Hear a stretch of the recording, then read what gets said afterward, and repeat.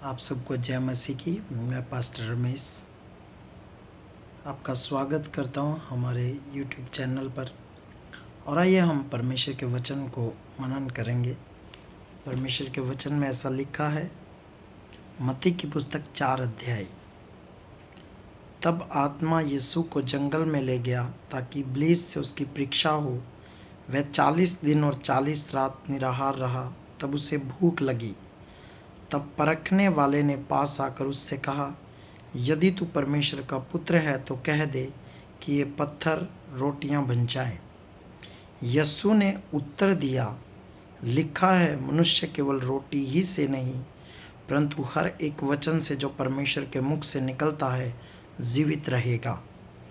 तब इब्लीस उसे पवित्र नगर में ले गया और मंदिर के कंगूरे पर खड़ा किया और उससे कहा, यदि तू परमेश्वर का पुत्र है तो अपने आप को नीचे गिरा दे, क्योंकि लिखा है, वह तेरे विषय में अपने स्वर्गदूतों को आज्ञा देगा और वे तुझे हाथों हाथ उठा लेंगे, कहीं ऐसा ना हो कि तेरे पाँव में पत्थर से ठेस लगे।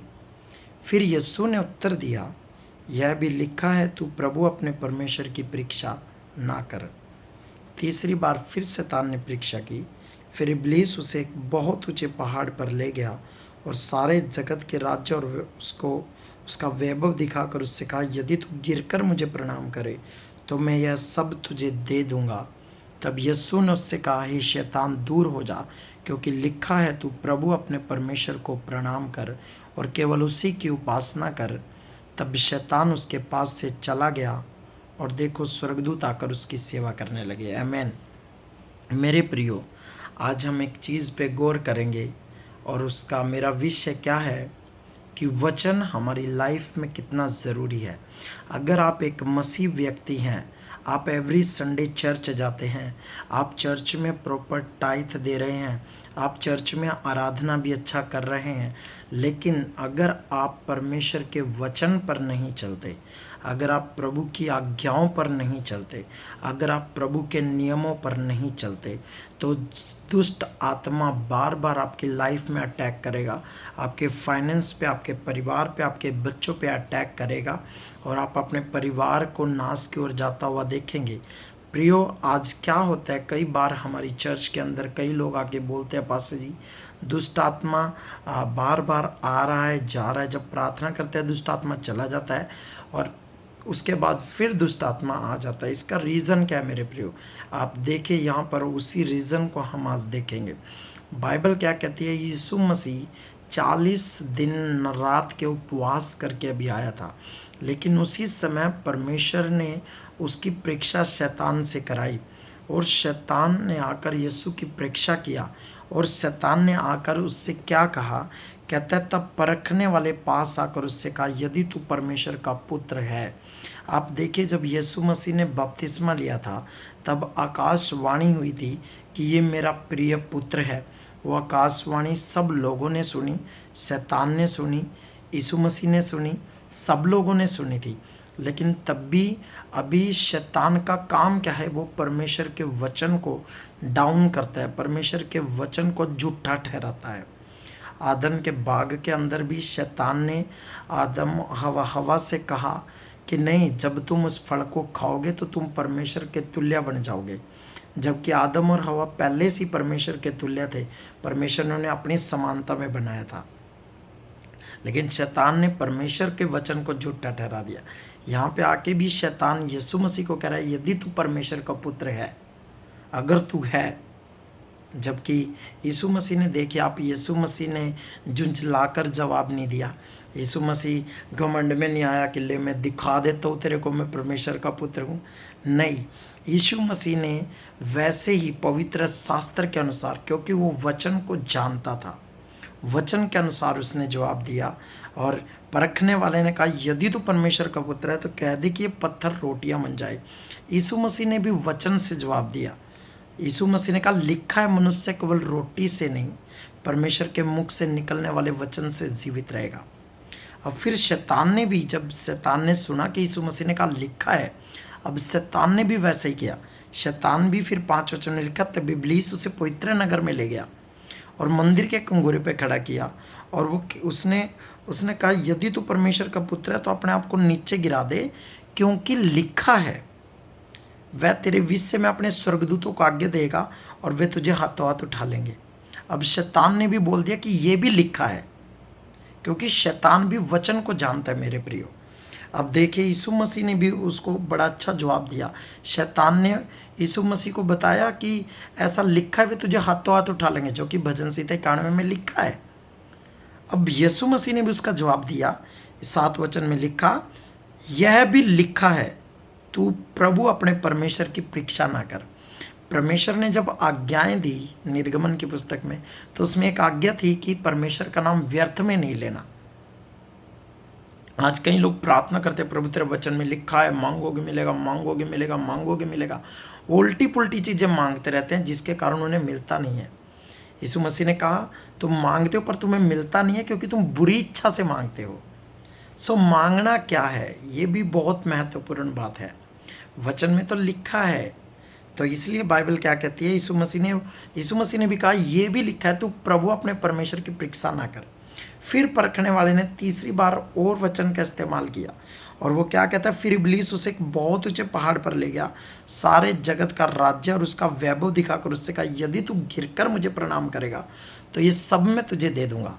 अब यीशु मसीह ने क्या कहा, हे शैतान दूर हो जा, क्योंकि ये लिखा है तू प्रभु अपने परमेश्वर को प्रणाम कर और केवल उसी की उपासना कर। लिखा, तब शैतान उसके पास से चला गया। मेरे प्रियो, यीशु मसीह तो फास्टिंग रख के आया था, यीशु मसीह प्रार्थना कर सकता था। जब हमारी कलीसिया में मैं देखता हूँ लोगों के ऊपर शैतानी अटैक होते हैं, लोगों के ऊपर दुष्ट आत्मा अटैक करता है, तब लोग क्या करते हैं, प्रार्थना करते हैं, लंबी लंबी प्रार्थनाएं करते हैं, घंटों घंटों प्रार्थनाएं करते हैं। जब वो बीमारियों में जाते हैं तब वो प्रार्थना करते हैं। लेकिन यहाँ यीशु मसीह की जब परीक्षा हुई, यीशु मसीह जब शैतान के सामने था, तब यीशु मसीह ने उसके लिए प्रार्थना नहीं किया। यीशु मसीह ने नहीं बोला शैतान भाग जा, यहोवा के नाम से निकल जा, ऐसा नहीं किया यीशु मसीह ने। यीशु मसीह ने कहा ऐसा लिखा है। उसने भी कहा लिखा है, यीशु मसीह ने भी कहा ये भी लिखा है। आज अगर आपको वचन का ज्ञान है तो परखने वाला किसी रीति भी आपके ऊपर हैवी नहीं हो सकता, क्योंकि परेशानियां आएंगी। शैतान इस ताक में रहता है कब किसे फाड़ खाए। शैतान आपकी लाइफ के ऊपर अटैक करता है। अब कई लोग अपने विश्वास को छोड़ देते हैं, कई लोग हार जाते हैं अपनी लाइफ में परिवार के कारण। अब अगर आप वचन को जानने वाले हैं तो आपको याद रहेगा कि मेरा परिवार आज मेरे विरोध में है, आज मेरे खिलाफ है, लेकिन बाइबल में लिखा है अगर तू विश्वास करेगा, तू अड़ा रहेगा, तू खड़ा रहेगा, तू अंत तक धीरज धरेगा, तो तेरे परिवार के अंदर उद्धार आएगा। तू विश्वास करेगा तो तेरा परिवार उद्धार पाएगा, तेरा घराना उद्धार पाएगा। अब क्योंकि आपको वचन पता नहीं है इसलिए आप हार जाते हैं, पर परमेश्वर ने कहा अगर तू अड़ा रहेगा, खड़ा रहेगा, मैं तुझे छुड़ाऊंगा, मैं तुझे निकाल लूंगा। आमीन। और वचन मेरे प्रियो, वचन होशे नबी की पुस्तक 4:6 में ऐसा लिखा है कि मेरे ज्ञान ना होने के कारण मेरी प्रजा नाश हो रही है। आज लोग नाश हो रहे हैं, क्यों? क्योंकि उनको वचन की नॉलेज नहीं है, वचन का ज्ञान नहीं है कि वचन क्या कहता है।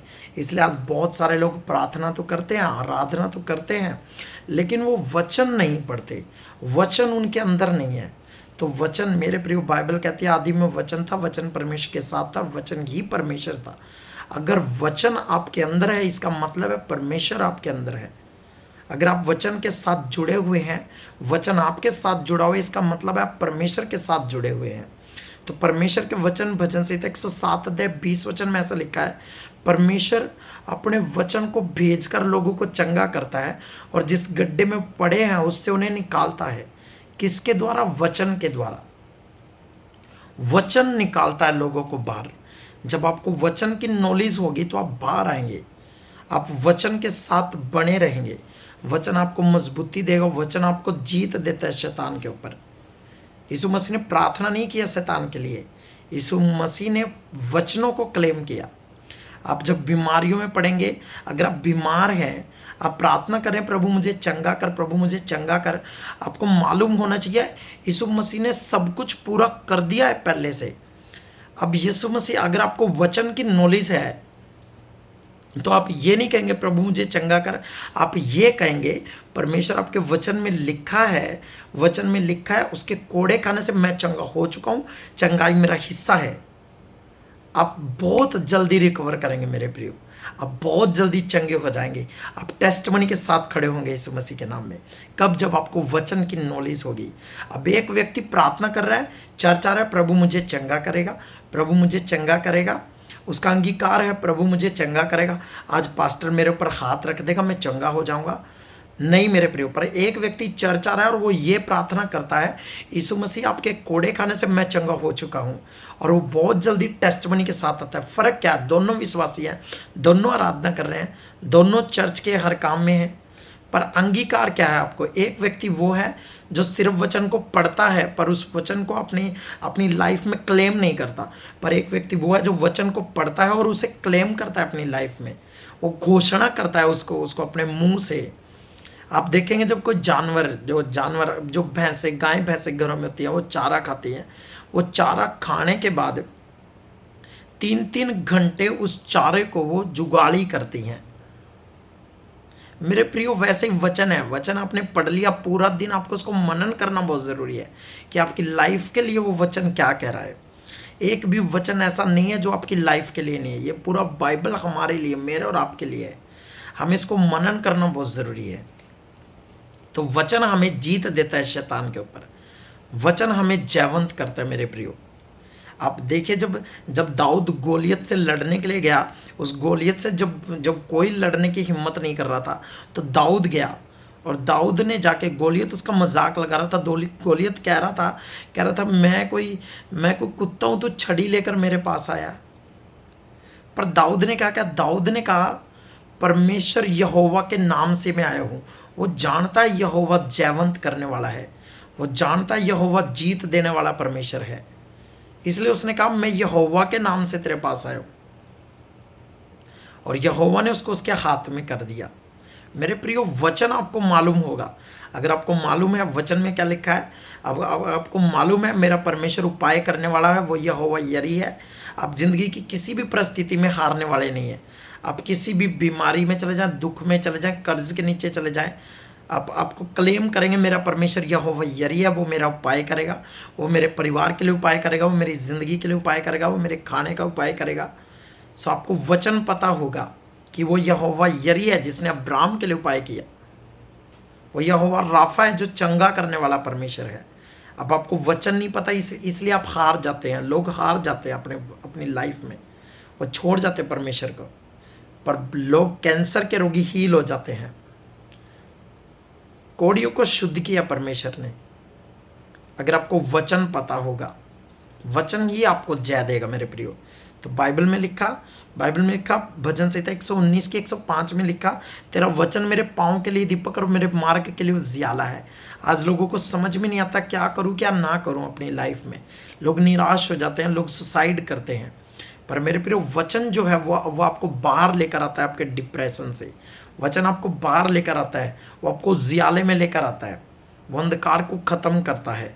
वचन मत्ती की पुस्तक 22 अध्याय उसका 9 वचन में ऐसा लिखा है, तुम पवित्र शास्त्र और उसकी सामर्थ्य को नहीं जानते इसलिए तुम भूल में पड़े हो। क्योंकि तुम पवित्र शास्त्र और परमेश्वर की सामर्थ्य को नहीं जानते इसलिए तुम भूल में पड़े हो। तो मेरे प्रियो परमेश्वर हमें आज़ाद करना चाहता है, लेकिन क्यों परमेश्वर हमें आज़ाद नहीं कर पा रहा? क्योंकि हम परमेश्वर के वचन को नहीं जानते। हालेलुया। परमेश्वर का वचन जो है, मत्ती की पुस्तक 22 अध्याय उसका 29 वचन में ऐसा लिखा है, मत्ती 22 उसका 29 वचन, क्योंकि यीशु ने उन्हें उत्तर दिया तुम पवित्र शास्त्र और परमेश्वर की सामर्थ्य नहीं जानते, इस कारण भूल में पड़े हो। अब आप वचन को नहीं जानते, वचन की सामर्थ्य नहीं जानते, इस कारण आप भूल में पड़े हो, इस कारण तुम श्राप में हो, तुम बंधनों में हो, क्योंकि तुम वचन को नहीं जानते। तो मेरे प्रियो वचन के ऊपर चलना शुरू करें, वचन आपको बाहर लेकर आएगा, वचन आपको खड़ा करेगा, वचन आपको आज़ादी दिलाएगा। खुदा आपको बरकत दे। आज से बाइबल को पढ़ना शुरू करें और बाइबल को मनन करना शुरू करें। परमेश्वर आपको बरकत दे। फिर मिलेंगे एक नई वीडियो के साथ। हमारे चैनल को सब्सक्राइब करें, लाइक करें, कमेंट करें। खुदा आपको बरकत दे। जय मसीह की।